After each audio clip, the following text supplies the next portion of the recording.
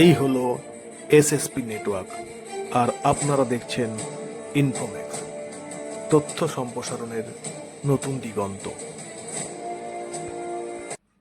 নমস্কার, আমি শুভেন্দু, আর আপনারা দেখছেন ইনফোম্যাক্স। শুরুতেই যে খবরের দিকে চোখ রাখব, সেনাবাহিনীর সঙ্গে গুরুত্বপূর্ণ বৈঠকে যোগ দিতে এবং সেনার আমন্ত্রণে যৌথ বাহিনীর কমান্ডারদের সম্মেলনে উপস্থিত থাকতে রবিবার সন্ধ্যাতেই কলকাতা বিমানবন্দরে পা রাখলেন মাননীয় প্রধানমন্ত্রী শ্রী নরেন্দ্র দামোদর দাস মোদী। প্রধানমন্ত্রী নরেন্দ্র মোদীকে স্বাগত জানাতে বিমানবন্দরে উপস্থিত ছিলেন বিজেপির কর্মী সমর্থকরা। কর্মী সমর্থকদের উচ্ছ্বাস দেখে প্রধানমন্ত্রী নরেন্দ্র মোদী গাড়ি থেকে নেমে পড়েন এবং তাদের উদ্দেশ্যে হাত নেড়ে কার্যত জনসংযোগ করেন। কিছুক্ষণের মধ্যেই তার কনভয় রওনা দেয় রাজভবনের উদ্দেশ্যে। প্রোটোকল অনুযায়ী প্রধানমন্ত্রী রাত্রি যাপন করবেন রাজভবনেই। সেখানে রাজ্যপাল সিভি আনন্দ বোসের সঙ্গে মোদীর আলাদাভাবে কোনো বৈঠক বা কথাবার্তা আছে কিনা এ বিষয়ে এখনও জানা যায়নি। সূত্রের খবর অনুযায়ী যৌথ বাহিনীর কমান্ডারদের সম্মেলনে যোগ দিতে আসতে পারেন বলে খবর ছিল আগে থেকেই। সেই সঙ্গে থাকবেন প্রতিরক্ষা মন্ত্রী রাজনাথ সিং, সুপার স্পাই তথা জাতীয় নিরাপত্তা উপদেষ্টা অজিত দোভালও। ইতিমধ্যেই তিনি কলকাতায় পৌঁছেছেন। ফোর্ট উইলিয়ামের এক সম্মেলনে যোগ দেওয়ার পাশাপাশি উত্তর পূর্বাঞ্চলের সীমান্ত নিরাপত্তা নিয়ে সেনাদের সঙ্গে আলাদা আলাদা বৈঠক করবেন বলেও জানা যায়। আগামীকাল সকাল 10টায় কম্বাইন্ড কমান্ডার্স কনফারেন্সের সূচনা করবেন মোদী। এরপরে সেনাবাহিনীর সঙ্গে আলাদা করে বৈঠক করবেন। ইস্টার্ন কমান্ডের সূত্রের খবর অনুযায়ী এই বৈঠকে প্রতিরক্ষা মন্ত্রী রাজনাথ সিং, জাতীয় নিরাপত্তা উপদেষ্টা অজিত দোভাল ছাড়াও থাকবেন সেনার সর্বাধিনায়ক জেনারেল অনিল চৌহান, প্রতিরক্ষা সচিব রাজেশ সিং। বৈঠক শেষে দুপুরে প্রধানমন্ত্রী বিহারের উদ্দেশ্যে রওনা দেবেন। চলে আসছি পরের খবরে।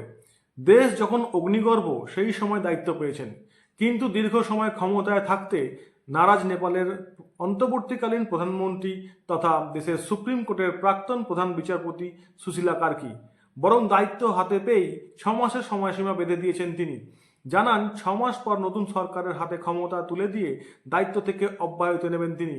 দুর্নীতির বিরুদ্ধে গোটা দেশ যখন অগ্নিগর্ভ, আন্দোলন যখন হিংসাত্মক আকার নিয়েছে, সেই সময় নেপালের প্রধানমন্ত্রী হিসাবে দায়িত্ব গ্রহণ করেন 73 বছর বয়সী সুশীলা কার্কি। কিন্তু ক্ষমতায় আসীন হওয়ার দুদিনের মধ্যেই বিদায়ের দিন ঠিক করে ফেললেন তিনি।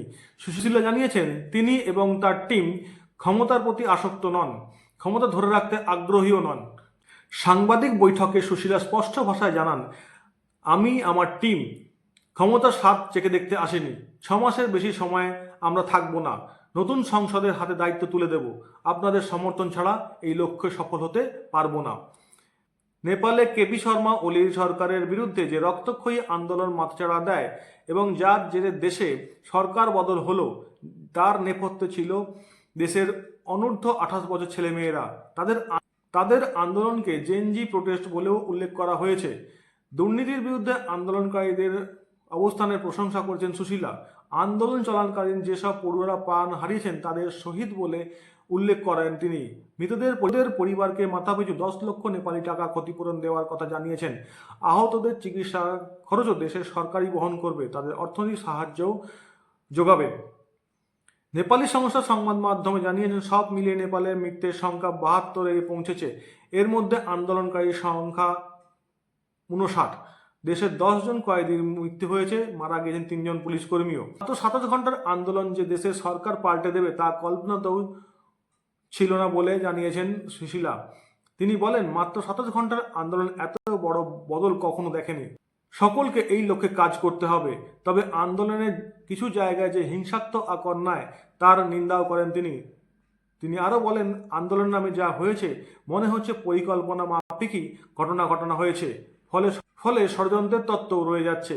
ব্যক্তিগত নেপাল যে অর্থনৈতিক সংকটের মধ্যে দিয়ে যাচ্ছে তার কথাও তিনি স্বীকার করেন। দেশের অর্থনীতিকে স্থিতিশীল করে তোলাই এই মুহূর্তে সবচেয়ে বড় কাজ বলে জানিয়েছেন তিনি। ফিরে আসছি বিরতির পর। চোখ রাখুন এসএসপি নেটওয়ার্কে।